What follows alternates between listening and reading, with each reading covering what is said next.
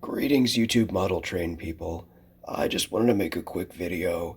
I went to a train show this morning in Portland, or I went to a swap meet, I should say, this morning in Portland, and unfortunately, there wasn't really much there to film. They didn't have any operating layouts or anything, and it was actually kind of a dud, too. I did get a few things, though, that I'll be probably making project videos later on. I got these three box cars.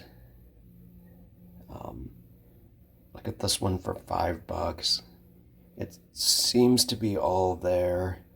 I haven't opened it up yet to find out. This one was 4. It's just missing couplers.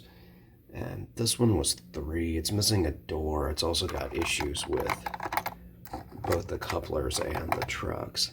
And then I also got another daylight coach. That one was $5 also. So stick around, stay tuned to my channel, and you'll probably see all these again as projects. Thanks for watching.